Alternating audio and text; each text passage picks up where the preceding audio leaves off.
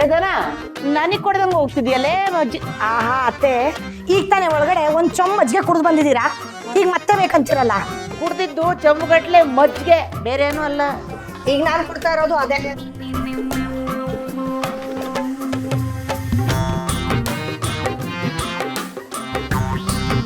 ಅಬ್ಬಾ, ಜೀವ ತಣ್ಣಗಾಯ್ತು. ಅಪ್ಪನೂ ಸುಬ್ಬುನು ಸೇರಿ ಅದ್ಭುತನೇ ಮಾಡ್ಬಿಟ್ರು. ಅದು ಸರಿ, ಇಷ್ಟೆಲ್ಲ ಆಗಿದೆ ಅಂತ ನಿಮಗೆ ಗೊತ್ತಾಯ್ತು? ಲೇ ವಿಶಾಲು, ನಮಗೆಲ್ಲ ರಾಜಕೀಯ ವ್ಯವಸ್ಥೆನೆ. ಯಜಮಾನ್ರ ಕಾಲದಿಂದನೂ ಇಂಥ ಗುಳ್ಳನೇರಿ ಆಟಗಳನ್ನು ಎಷ್ಟು ಕಂಡಿಲ್ಲ ನಾವು. ಪೊಲೀಸ್ ಬಂದು ಒಂದ್ಸಲ ರಾಧಾಂತ ಮಾಡಿ ಹೋದ್ಮೇಲೆ ನಮ್ಮಿಬ್ರಿಗೂ ಎಷ್ಟು ಟೆನ್ಷನ್ ಆಗೋಗಿತ್ತು ಗೊತ್ತಾ. ಅದಕ್ಕೆ ಅಪ್ಪ ಇಬ್ರು ಕಾರ್ಯಕರ್ತರನ್ನ ಮನೆ ಸುತ್ತ ಓಡಾಡೋದಕ್ಕೆ ಇಟ್ಕೊಂಡಿದ್ರು.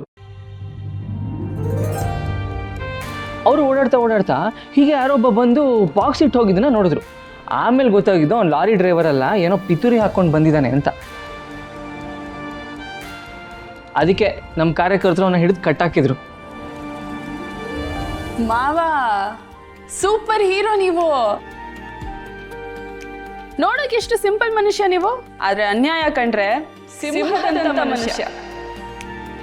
ಆಹಾ ರೀ, ನಿಮ್ಮ ಬಗ್ಗೆ ಇಂಥ ಒಗ್ಲಿಕ್ಕೆ ಮಾತುಗಳು ಕೇಳಿದ್ರೆ ಮೈ ಜುಮ್ ಅನ್ನಿಸ್ತಿದೆ, ತಲೆ ಗಿರ್ರಂತ ತಿರುಗ್ತಾ ಇದೆ. ಜನರು ಜೈಕಾರ ಸೇರ್ಬೇಕಾಗಿರೋದು ನನಗಲ್ಲ, ಮಾವಂಗೆ. ಇಲ್ಲ ಶ್ರಾವಣಿಯಮ್ಮ, ನಾನು ಯಾವತ್ತಿದ್ರೂ ದೊಡ್ಡ ಮನೆ ಬಂಟ. ನೀವು ನಮ್ಮ ಮನೆಗೆ ಸೊಸೆ ಆಗಿರ್ಬೋದು, ಆದರೆ ದೊಡ್ಡ ಮನೆ ಕುಡಿ, ಅದನ್ನು ನಾವು ಯಾವತ್ತೂ ಮರಿಬಾರ್ದು. ನಿಮ್ಮನ್ನು ಗೆಲ್ಲಿಸೋದೇ ನಮ್ಮ ಕರ್ತವ್ಯ. ಆಹಾ, ಈ ಅನಂತ ಪದ್ಮನಾಭ ಬಹಳ ಚಾಲಾಕಿ, ಹಳೇ ಕಾಲದ ಹೀರೋ ಥರ. ಅದಕ್ಕೆ ಇವತ್ತಿಗೆ ಈ ರೀತಿ ಇವರಿಗೆ ಸಪೋರ್ಟಿಂಗ್ ಆಗಿ ನಿಂತಿರೋದು. ಅಪ್ಪ ಅದೆಲ್ಲ ಸರಿ, ಆದ್ರೆ ಡ್ರೈವರ್ ಯಾಕೆ ಆ ಲೆಟರ್ ಬರ್ದಿದ್ದ? ಅದು ನಿಮ್ಮ ಕೈಗೆ ಹ್ಯಾಕ್ ಸಿಕ್ತು? ಅದು ಅಪ್ಪನ ಪ್ಲಾನ್. ಡ್ರೈವರ್ನ ಹಿಡಿದ್ಮೇಲೆ ಅಪ್ಪನೇ ಡ್ರೈವರ್ ಹತ್ರ ಲೆಟರ್ ಬರ್ಸಿದ್ದು. ಯಾಕಂದ್ರೆ ಪೊಲೀಸ್ಗೆ ಹಂಗೆ ಹೇಳಿದ್ರೆ ಆಗಲ್ವಲ್ಲ, ಸಾಕ್ಷಿ ಬೇಕಲ್ಲ. ಆಹಾ ಅಪ್ಪ, ಚುನಾವಣೆ ಅನ್ನೋದು ಚದುರಂಗದ ಆಟ ಅಂತ ಗೊತ್ತಿತ್ತು, ಆದ್ರೆ ನೀನು ಇಷ್ಟು ಚೆನ್ನಾಗಿ ಆಟ ಆಡಿಸ್ತೀಯ ಅಂತ ಗೊತ್ತಿರಲಿಲ್ಲ.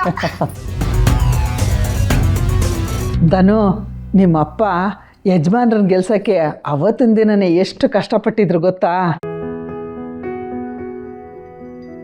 ಇನ್ನು ಇವತ್ತಿ ದೊಡ್ಡ ಮನೆ ಕುಡಿನ ಗೆಲ್ಲಿಸ್ದೆ ಬಿಡ್ತಾರಾ? ಇದಕ್ಕೆಲ್ಲ ಏನ್ ಹೇಳ್ಬೇಕು ಹೇಳಿ?